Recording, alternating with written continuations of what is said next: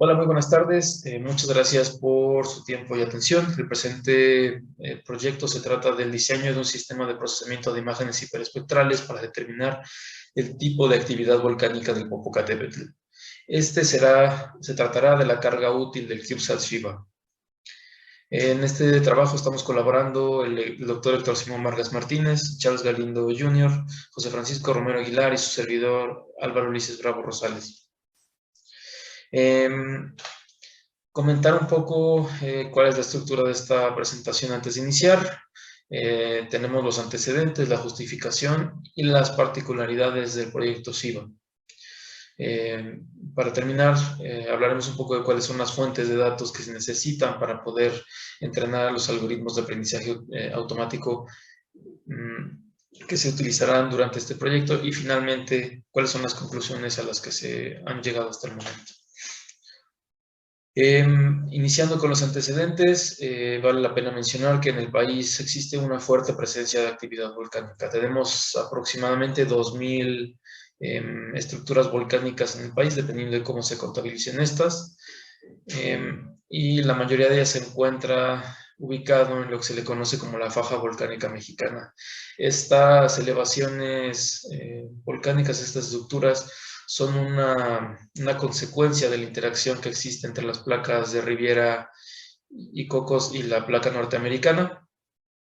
Y bueno, existen varias estructuras volcánicas de interés en el país. Sin embargo, una de las que resulta pues más importante para su estudio es el Popocatépetl.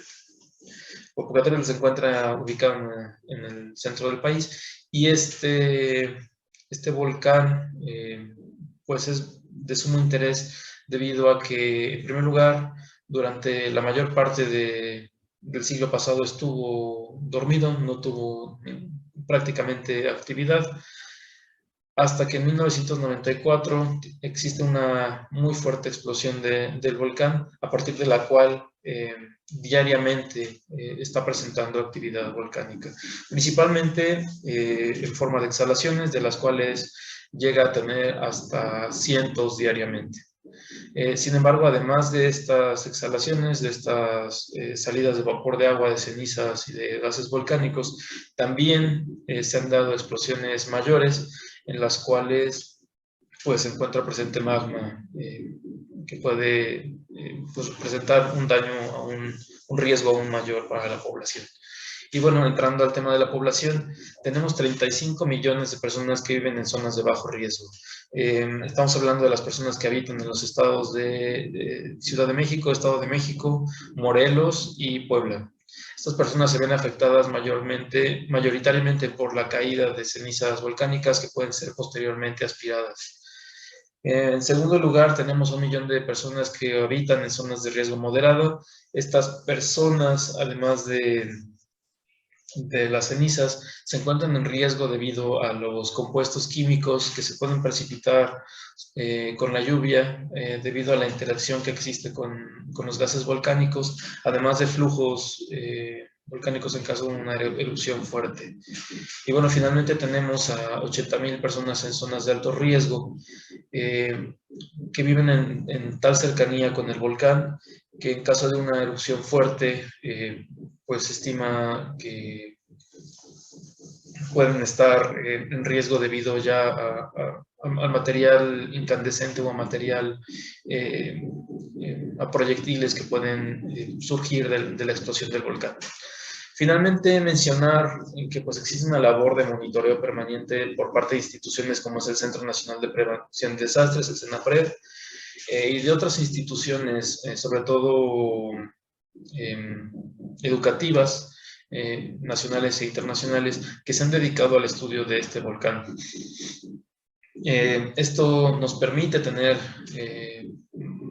mucha información de la actividad del volcán, de su funcionamiento a través de información sobre todo sobre sismógrafos, inclinómetros, pero también de lo que pueden ser fotografías tanto terrestres y satelitales, espectrómetros y mediciones directas que se realizan mediante el uso de sondas del contenido de las exhalaciones y y emisiones volcánicas, pero también, y lo que es más competente para el presente proyecto, es la toma de cámaras de fotografías hiperespectrales.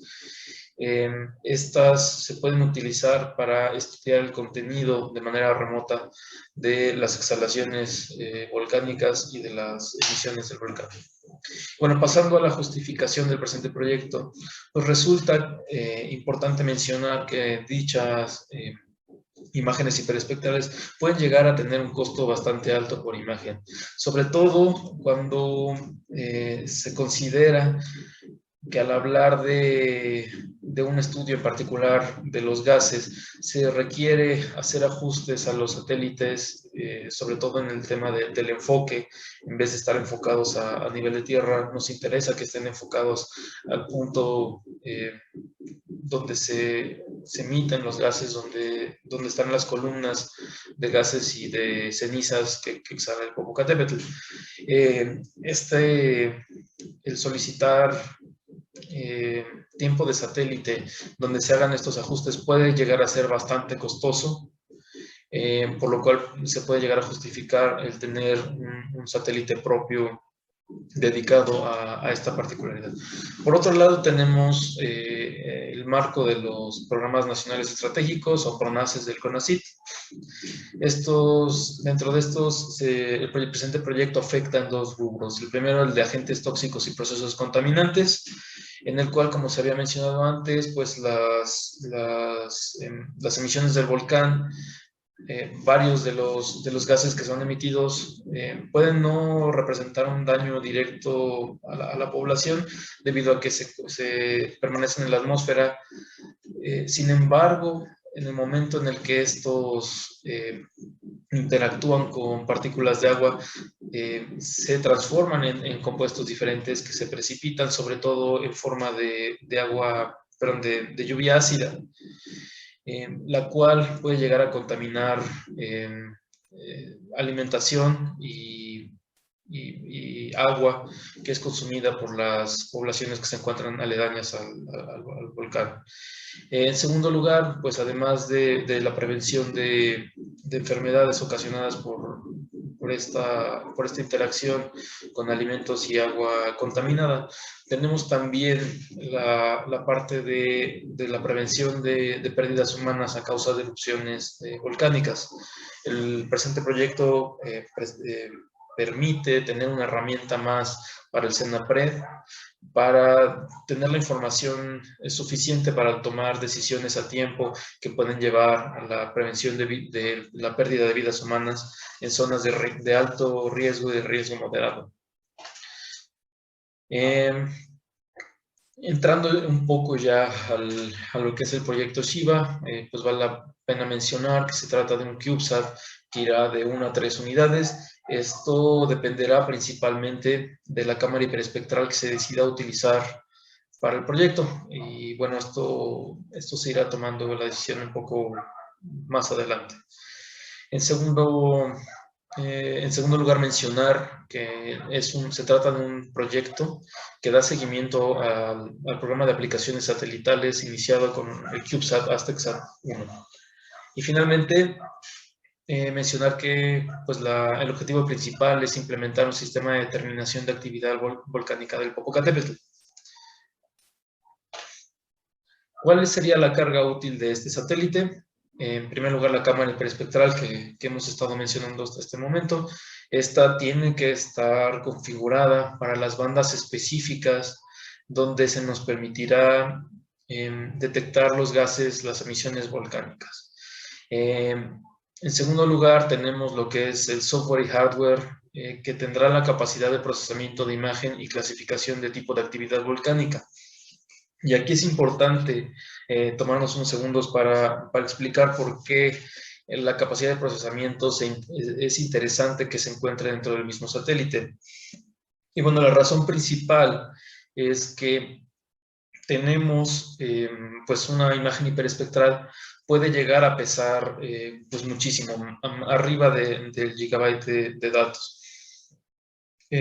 Debido a la capacidad que se tiene de descarga, el tiempo es limitada debido a los pasos del satélite por encima de la estación terrena, y que también la comunicación puede llegar a estar limitada debido a temas meteorológicos, pues resulta de suma importancia el poder reducir el total de la información que va a ser en bajada del satélite, sobre todo debido a que el presente proyecto pues resulta de sumo interés poder tener información lo más reciente posible para poder tomar decisiones sobre lo que será la prevención de desastres.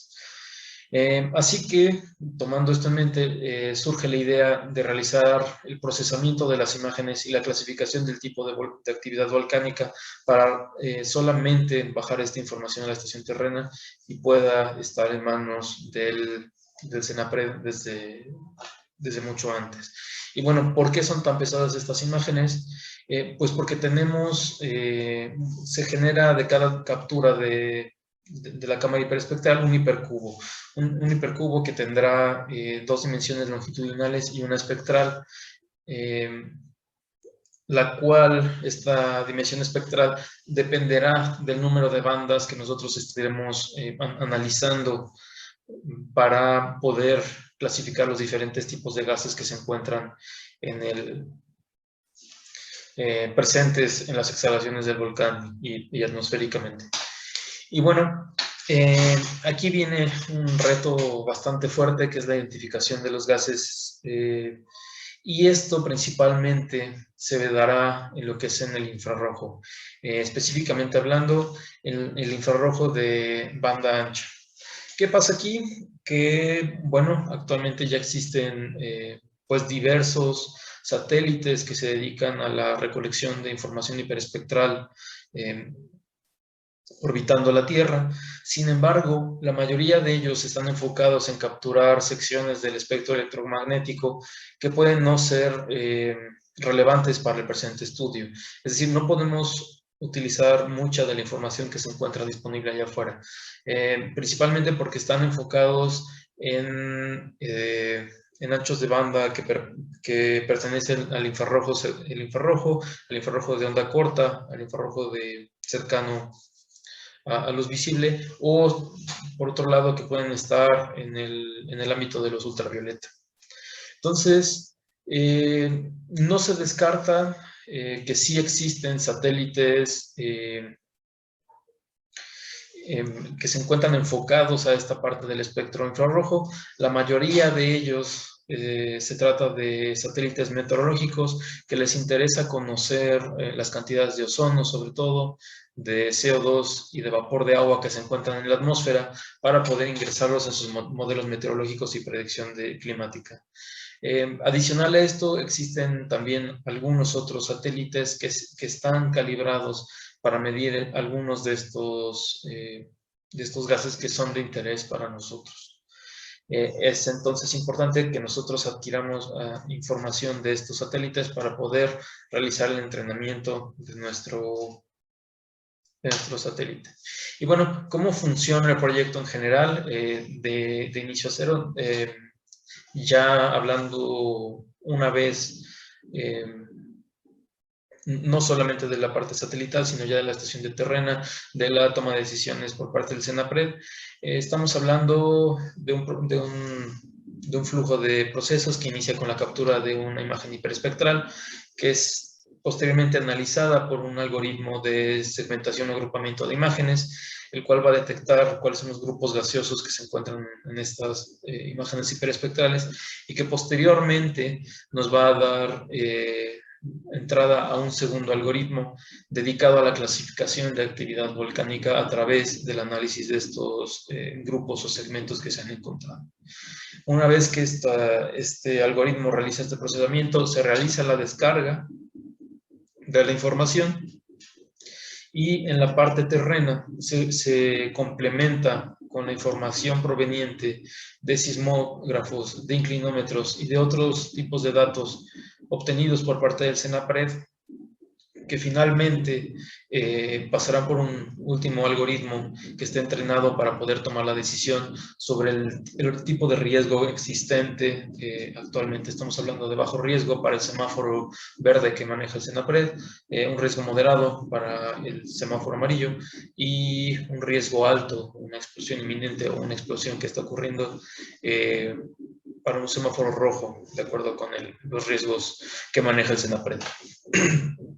Y bueno, para poder realizar la segmentación y la clasificación de la actividad volcánica, se estará utilizando lo que son redes neuronales convolucionales.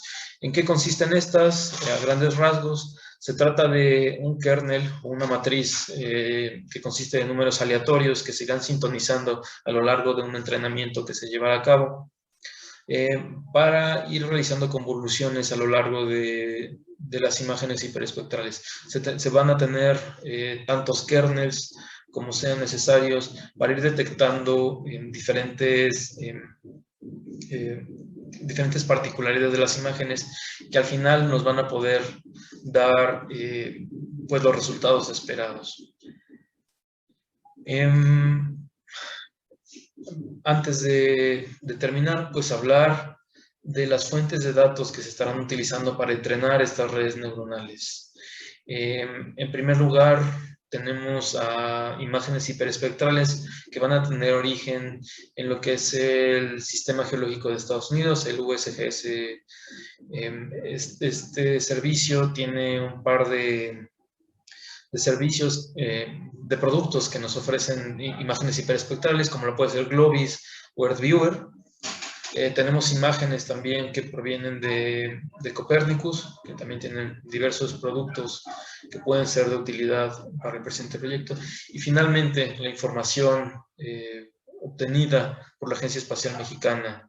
Y especialmente mencionar que la mayoría del procesamiento se estará llevando a cabo en las estaciones de Atlacomulco de la Agencia Espacial Mexicana. Y bueno, para el lado de los algoritmos de aprendizaje automático que se espera poder entrenar para tanto clasificar, pero también clasificar los riesgos que existen de la actividad volcánica del Popocatépetl, pues estaremos utilizando datos provenientes del Senapred. Bueno, como conclusiones, en primer lugar, debido a los retos que existen para encontrar información que sea específica a, digamos, imágenes hiperespectrales que se encuentren sintonizadas a las bandas que son de particular interés para estudiar el Popocatépetl y los costos asociados que se tienen de adquirir estas imágenes hiperespectrales de terceros, se justifica el poder tener un satélite propio de observación de volcanes en México.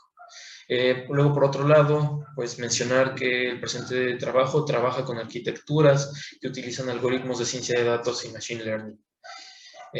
También mencionar que se trata de una arquitectura que utiliza algoritmos de predicción para poder predecir los riesgos que hay de la actividad volcánica en el país. Y finalmente, que el presente trabajo funciona dando integración a diferentes fuentes de datos provenientes de tanto el Senapred como de la Agencia Espacial Mexicana. Y bueno, eso es todo por el presente. Les agradezco mucho por su tiempo y atención. Y bueno, dejo aquí los contactos de su servidor, Alberto Bravo Rosales, y del doctor Héctor Simón Vargas Martínez. Una vez más, muchísimas gracias y hasta pronto.